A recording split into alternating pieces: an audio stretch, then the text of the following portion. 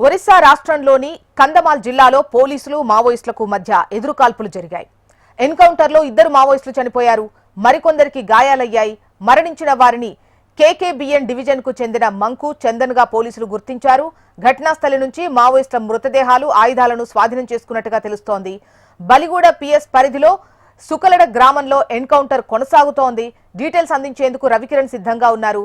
రవికిరణ్, ఒడిశా రాష్ట్రంలోని కంధమాల్ జిల్లాలో పోలీసులకు మావోయిస్టులకు మధ్య భారీ ఎన్కౌంటర్ అయితే చోటు చేసుకుంది. ఈ ఎన్కౌంటర్ లో 2 మావోయిస్టులు మృతి చెందారు. మరికొంతమంది కూడా తీవ్ర గాయాలైనట్టుగా సమాచారం అందుతుంది. మృతులు కేకేబిఎన్ డివిజన్ కి చెందినటువంటి మంకు ఏసీఎం గా ఉన్నారు. అలాగే చందన్ పిఎం గా కూడా ఉన్నట్టుగా ఇప్పటికే గుర్తించారు డెడ్ బాడీని. ఘటనా స్థలం నుంచి మావోయిస్టుల మృతదేహాలతో పాటు 303 రైఫిల్ మరియు ఒక పిస్టల్ కూడా స్వాధీనం చేసుకున్నారు. బలిగూడ పిఎస్ పరిధిలోని నోకలగూడ గ్రామ సమీపంలో ఎన్కౌంటర్ చోటు చేసుకున్నట్టుగా తెలుస్తుంది. యాంటీ నక్సల్స్ ఆపరేషన్ లో భాగంగా డివిఎఫ్ టీమ్స్ ఆ సమీపంలో ఒడిశా పోలీసులు పెద్ద ఎత్తున సెర్చ్ ఆపరేషన్ కంటిన్యూ చేస్తున్న సమయంలో ఇరు వర్గాలు కూడా ఎదుర్కొన్నట్టుగా తెలుస్తుంది. ఇటు మావోయిస్టులు అటు పోలీసులకు జరిగిన కాల్పుల్లో 2 మృతి చెందగా మరికొంతమంది గాయాలతో అటవీ ప్రాంతంలో పారిపోయినట్టుగా తెలుస్తుంది. అలాగే భద్రతా దళాలు సంఘటనా స్థలం నుంచి స్వాధీనం చేసుకున్న వస్తువులతో పాటుగా వాళ్ళకి సంబంధించిన సామాగ్రిని కూడా స్వాధీనం చేసుకున్నారు. బలిగూడ పిఎస్ పరిధిలోని సుకలగూడ గ్రామ సమీపంలో డివిఎఫ్ టీం ఇంకా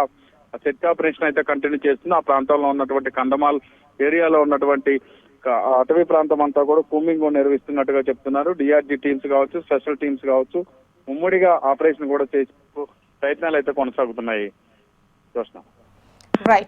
రైట్ రవికిరణ్. ఒరిస్సాలో పోలీసులు మావోయిస్టులకు మధ్య కాల్పులు జరిగాయి. ఎన్కౌంటర్లో 2 మావోయిస్టులు మృతి చెందినట్టుగా తెలుస్తోంది. చందన్ మంకుగా గుర్తించినట్టుగా తెలుస్తోంది. ప్రస్తుతం ఇంకా అక్కడ కూంబింగ్ జరుగుతున్నట్టుగా సమాచారం. బలిగూడ పిఎస్ పరిధిలో సుకలడ గ్రామంలో మరోవైపు కూంబింగ్ కొనసాగుతోంది, ఎన్కౌంటర్ కొనసాగుతోంది అని చెప్పేసి మనకు రవికిరణ్ వివరాలు అందించారు.